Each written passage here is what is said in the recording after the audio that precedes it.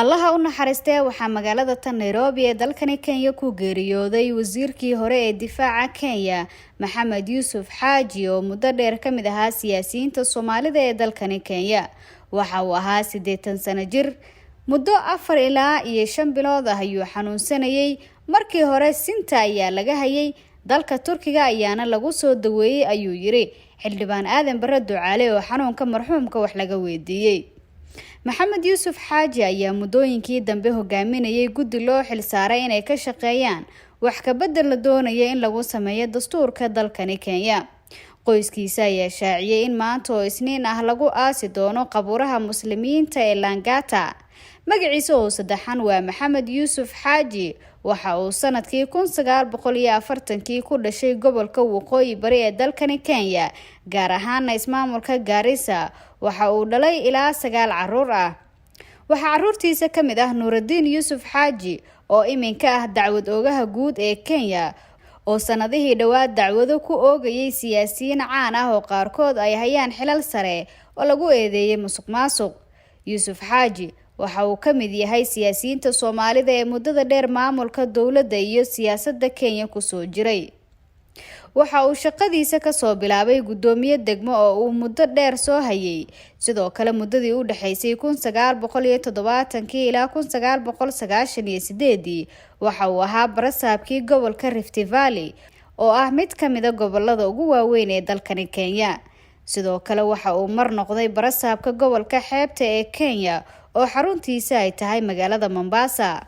Sanadkii 1998 waxa uu si magacaabida uga mid noqday baarlamaanka Kenya. Sidoo kale waxa uu mar noqday wasiir ku-xigeen, waxaana aad ugu dhawaa madaxweynihii hore ee Kenya Daniel Arap Moi.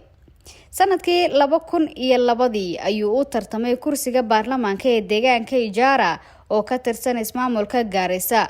wuuna ku guuleystay markii labaad ee loo doortay waxay ahayd sanadkii 2007. 8 bishii January 2008 Yussuf Hajji waxaa loo magacaabay wasiirka gaashaandhigga Kenya, wuxuuna xilkaasi hayay ilaa tan iyo 2013.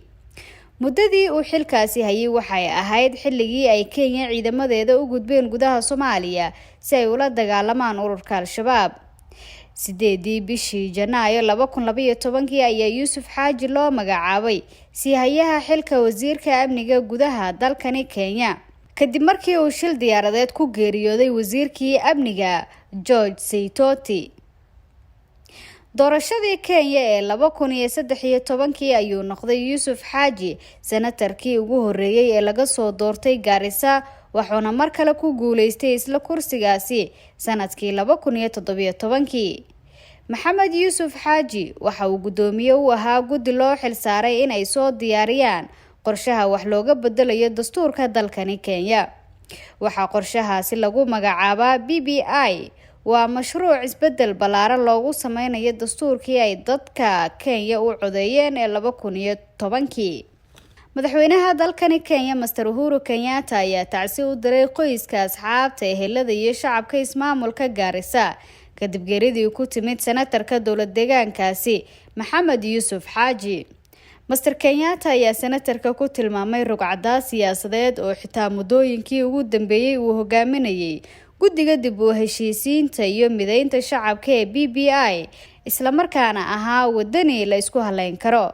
hogaamiyaha dalkani Kenya ayaa sheegay in Maxamed Yussuf Hajji uu ahaa oday aad loo ixtiraamo oo waxgarad ah, aqoon qoto dheerna u leh bulshooyinka wadanka. Mr. Kenyatta ayaa hoosta ka xariiqay in senatarka geeriyooday uu muddo si daacadnimo ugu dheehan tahay dalkani ugu soo adeegay. sidoo kale waxa uu madaxweynaha wadanka xusay in geerida Maxamed Yussuf Hajji ay tahay dharbaxa xoogan oo wadanka ku timid, gaar ahaanna geedi socodka sharciga isbedelka ee BBI-da. Mr. Kenyatta ayaa sheegay in hogaamintii senatarka si weyn loo tabi doono.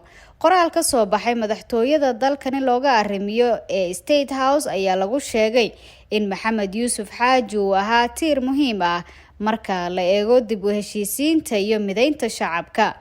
Waxa sidoo kale geerida senatarka ismaamulka Garissa ka tacsiyay mas'uuliyiin badan oo ay ka mid yihiin madaxa xisbiga ODM Raila Odinga, Kalonzo Musyoka, William Ruto, aadan bare ducaale, عنب سوبو محمد عبد محمود علي بنو قراني علي روبا أوبرانيا سنتر أبشرو هلكي دكتور بوني خلوالي دكتور ألفريد متوا غلادي بوس سنتر سامويل بوغيسيو أكوريتاني عبدي محمد دخاني علي حسن جوهو نظيف جامع iyo gudoomiyaha golaha Subkim ee waqooyi bare Dr. Aadan Yunis senatarka ayaa saaka ku geeriyooday cisbitaalka Aga Khan ee magaalada Nairobi isaga oo 80 sano jir ah.